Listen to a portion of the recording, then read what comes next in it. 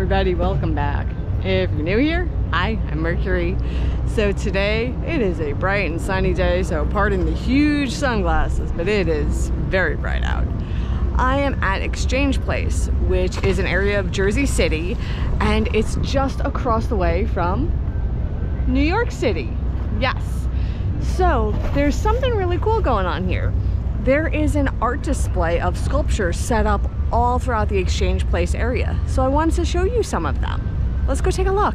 So the displays are called Of Many Minds, and it was designed by Michael Alfano. And like I said, it's taking place in Exchange Place, and it's all along the riverfront. There are 15 pieces on display, and there's this QR code here for more information. The first sculpture I found was so interesting. It's like a paint bucket spilling paint out on someone's face.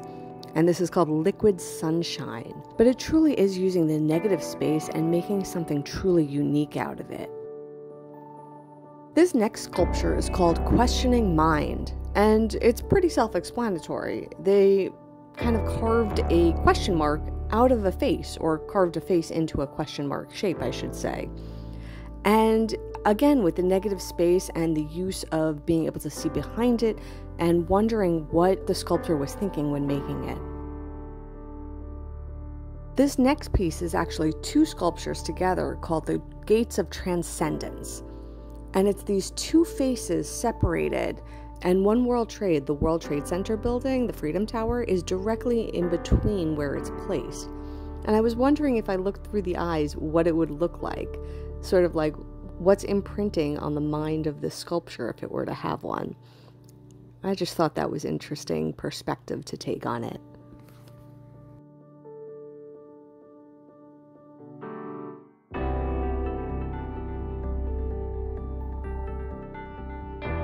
This next one is called Stroke of Genius, and very similar to the earlier sculpture of the paint bucket, this one is done as if the paint brush created the face.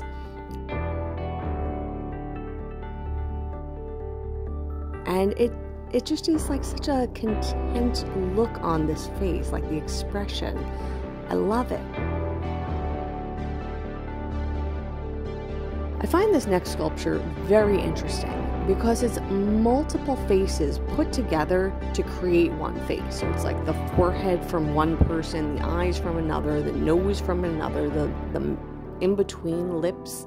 I forget what that section is called. And then the actual lips. They're all like separate people's faces, but put together in a way that combines it into one face. And this one is called Turning Heads.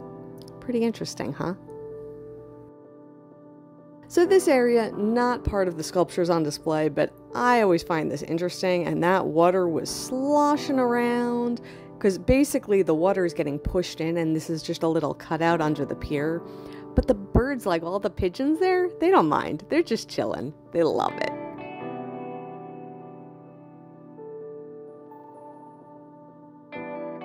I love the silhouette that this created. And this is another sculpture that's using multiple faces put together to create the sculpture.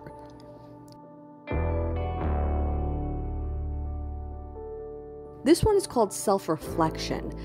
And I don't necessarily see the title portrayed here. It didn't impact me in that way. What it did do is made me think about the way these faces are stacked upon each other and the way that they're balancing and the way that one is supporting another and that they're both necessary for it to exist.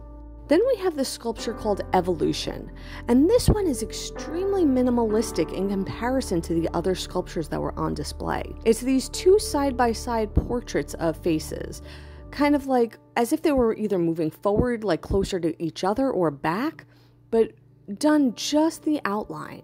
This sculpture I really found fascinating. It almost reminded me of like an ear. You know, like when you see like the medical models of like what an ear looks like inside, and you could see like the eardrum and all the bits. It reminded me of that. You know, sometimes like nature and biology impact the way art flows and organic natures to it. And that's what that made me think of. Then there was a series of several sculptures over here. This first one was very celestial to me. It reminded me of the moon, like the man on the moon, the old story, right? And this one was called Flow. Sitting just across from it was another face. This one, the hair kind of swooped into feathers and wings, and it's called Flight. And then this one that we're walking up on, this one I really loved. It's multiple pieces hanging from this, and the wind can catch it and it spins, and when it aligns just so, it creates the face. And then with the New York City as the backdrop, it just was really, really fascinating. So that was some pretty cool art. It was really great the way that like the faces, they really told a story, and each one was really different and unique, and it's pretty impressive what you could do with just a little bit of imagination and a great view that certainly helps. So I guess with that I'm done. I'll see you all real soon, and until then, stay inspired by everyone. Take care.